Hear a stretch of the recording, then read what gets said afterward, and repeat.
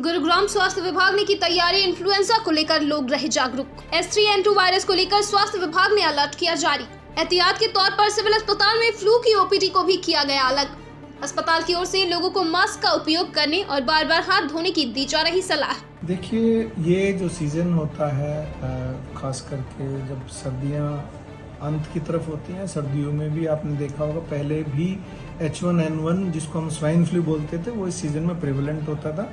Basically influenza ए और B किस्म की, ये दो किस्म के वायरस जो हैं ह्यूमन बीइंग में ट्रांसमिट होते हैं और प्रीडोमिनेंटली इन्फ्लुएंजा ए जो है वो ह्यूमन बीइंग में हो रहा है, जिसमें अगर मैं बात करूं तो H1N1 जिसको हम स्वाइन फ्लू कहते थे और अब जो दूसरा वेरिएंट है H3N2 ये जो फिलहाल प्रेवलेंट है और जिसकी वजह से कई देशों में और भारतवर्ष में भी और प्रदेश में भी केसेस आए हैं और बल्कि एक जींद में एक डेथ भी हरियाणा में रिपोर्ट की है, दूसरी डेथ कर्नाटक में भी रिपोर्ट हुई है।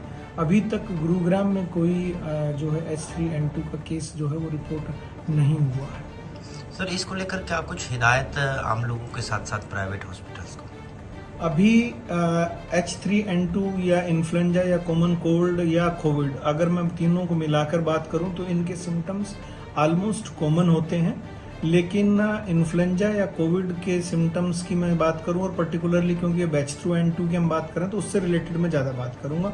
कॉमन कोल्ड के जो सिम्टम्स इन्फ्लुएंजा में नहीं होते, पहले मैं उनको दो को रूल आउट। गौरतलब है कि देश में H3N2 वायरस से एक व्यक्ति की हो चुकी है मौत। गुरुग्राम में स्वास्थ्य विभाग की तरफ से H3N2 वायरस को लेकर तमाम तैयारियां पूरी कर ली गई हैं।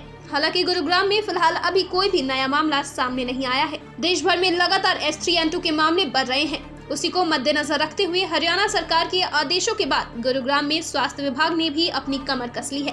हालांकि गुरुग्राम में इस वायरस का कोई भी नया मामला सामने नहीं आया है, लेकिन इसके मद्देनजर रखते हुए स्वास्थ्य विभाग की तरफ से एक आइसोलेशन वार्ड बनाया गया है।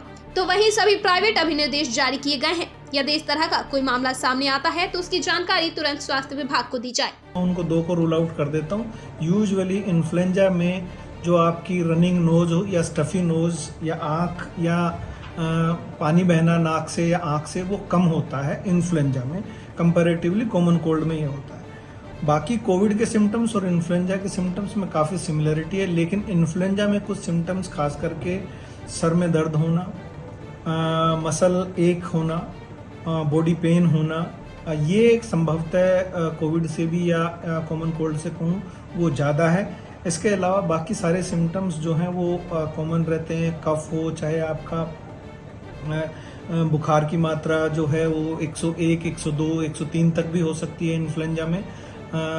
खांसी को ठीक होने में 7 से 15 दिन लगते हैं यूजुअली। और इन्फ्लुएंजा से ग्रसित जो आदमी होता है वो या पेशेंट जो भी होगा वो एक दिन सिम्टम आने से पहले इन्फेक्टिव होता है दूसरे के लिए और 7 से 8 दिन तक वो इन्फेक्टिव रह सकता है। ऐसे में हम यही अनुरोध करते हैं कि जब आपको ऐसे सिम्टम्स हों तो आप अपना ऑफिस अवॉइड करें, फैमिली से दूर रहें और आप मास्क हो सके तो आप पहनें। अपने बर्तन या खाने की चीज़ें जो हैं वो अलग करें दूसरी फैमिली के मेंबर्स से।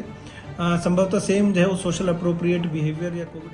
हरियाणा में अभी तक कुल 10 मामले पाए गए हैं। वहीं एक व्यक्ति की मौत हुई है। इसके बाद गुरुग्राम स्वास्थ्य विभाग की तरफ से भी टेस्टिंग प्रक्रिया और इलाज में किसी तरह की कोई परेशानी न आए, इसको मद्देनजर रखते हुए अस्पताल में पूरी तैयारी कर ली गई है।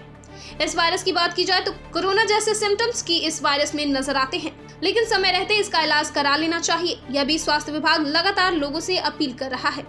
यदि किसी व्यक्ति को शरीर में दर्द है या शरीर के अंग पर नीले धब्बे पड़ रहे हैं, टॉयलेट कम आ रहा हो, तो ऐसे मरीजों को तुरंत अस्पताल में संपर्क करना चाहिए। रेस में खांसी जुकाम के साथ साथ लगातार बुखार भी रहता है, इसलिए हर व्यक्ति को ध्यान रखना चाहिए कि इतिहास भरते और यदि किसी व्यक्ति को ये लक्षण है तो वह दूसरे व्यक्ति से दूरी जरूर बनाए। गुरुग्राम से अनुज पांचाल की रिपोर्ट।